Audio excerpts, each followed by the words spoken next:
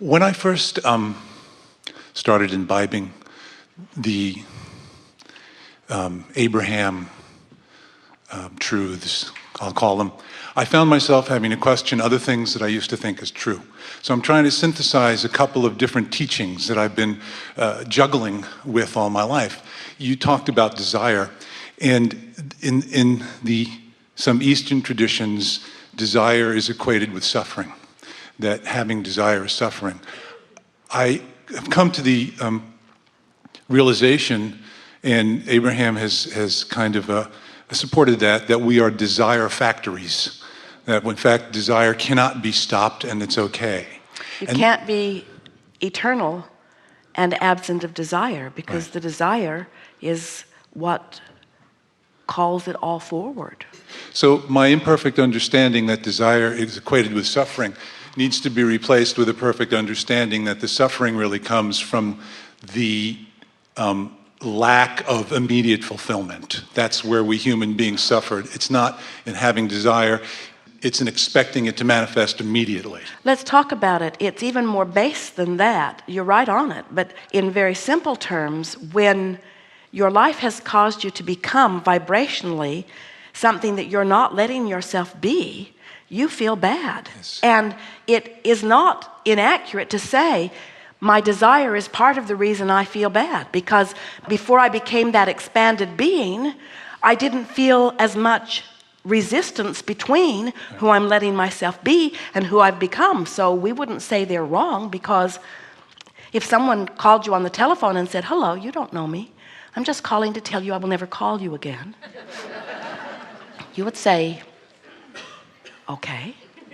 But if someone that you cared about called you and said, I'm never going to call you again, you'd feel bad. And some could say, you feel bad because you have the desire that that person calls you again. If you could get rid of the desire that that person calls you again, then you wouldn't feel bad. And we say, the trouble with that is you can't become less than life has caused you to become.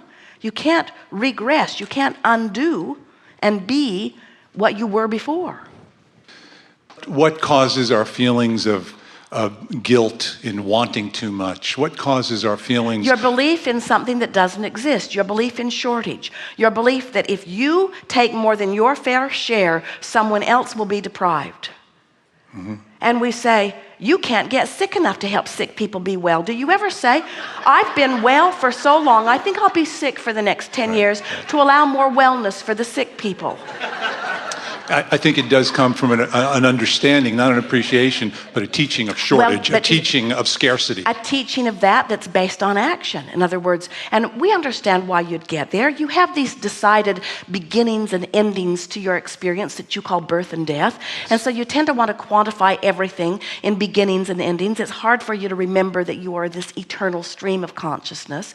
And so then, especially when you are action-oriented, in your action orientation, you see there's a limit to how much you can do. There's just a limit to how much you can move around with a physical body in a 8-hour day or in a 12-hour day. In other words, that's what we meant by getting hold of those oars and trying really hard. You really try hard. We watch you, even in this time of incredible technology. You are working hard, just keeping up with your email. In other words, you are involved in so much action, even though your machines are washing your clothes and your machines are washing your dishes and the machines are harvesting the crops and the machines are manufacturing the cars. And so in terms of real physical action, Esther watches the people building the buildings, and she says to them from a distance, you're about the only ones that are still picking it up and putting it over there. In other words, there are still labor-intensive things going on your planet, but there's only so much that you can do in a period of time in relationship to action. And there is so much more that you can accomplish when you get into the alignment of thought. When you begin aligning ideas, you could sit for 15 minutes at the beginning of a day and conjure an image of yourself in your body or in your environment or in your business to be or in your relationship to be. And if you could imagine it to the point that you bring yourself to some level of enthusiasm, you will have accomplished more in that 15 minutes of visualization than you could in 10 years of action. We're not kidding you. I agree. I think you're... The leverage, I understand. the leverage in alignment. But most people do not benefit from the leverage in alignment because they think about what they want and they go immediately to what they don't want. So they don't maintain enough continuity. If you hold a thought for as little as 17 seconds, law of attraction responds to it. That's the point where law of attraction kicks in. Hold it for another 17 seconds and another level of law of attraction kicks in. Do that until you've achieved alignment without resistance for 68 seconds, and you have activated the resources of the universe. And your action becomes less necessary when you do that. But most people are not aware of the power of thought or the power of energy vibration because they've been depending upon action and complaining about it too. In other words, if you're joyful in your action, then you're not contradicting your alignment. And that's what we wish for you. We want your action to be the delicious way in which you pluck the fruits of your vibrational labor. We want your labor, there isn't any, to be vibrational, to be thought, to be energy, to be amusement, to be amazement, to be appreciation.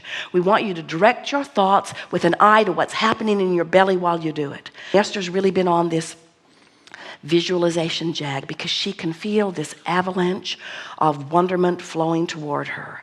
And so she's preparing for the future experience. She knows that their business as it exists, their buildings as they exist, their website as it exists, their financial arrangement in terms of receiving from clients as it exists, nothing is going to be big enough for what's coming. She can feel it, you see.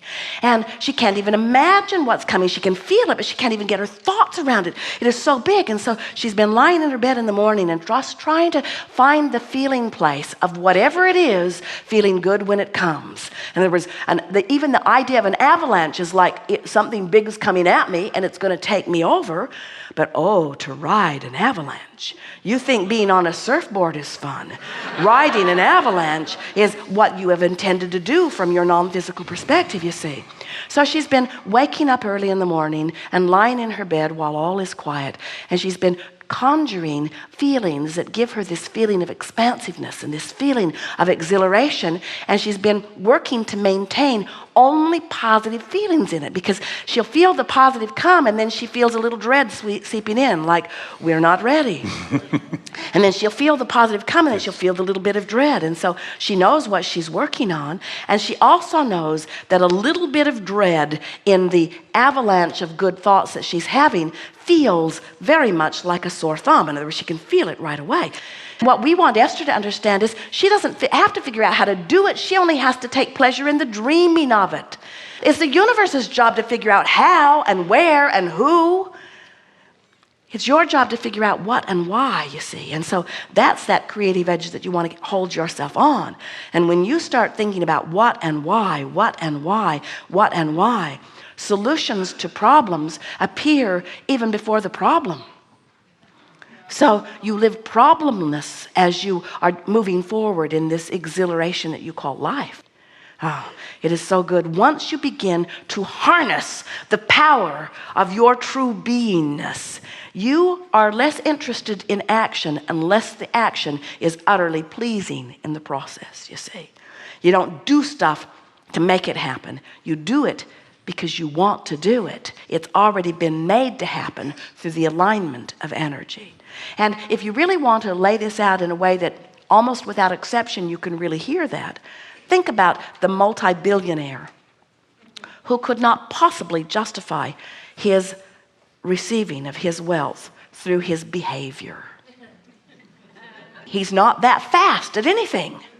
He can't manufacture that many cars in a day by himself to justify the multi-billions that he is receiving. You have to accept that there are other factors. All your life, you've seen people who seem to be doing very little thriving, and people who are working their brains out not getting anything in terms of comparison. You just have to know, and you do, that there are other factors. And we're here to tell you the factor is vibration, and vibration is thought, and thought is power, and emotion is your indication of the alignment. Thought out of alignment, not powerful.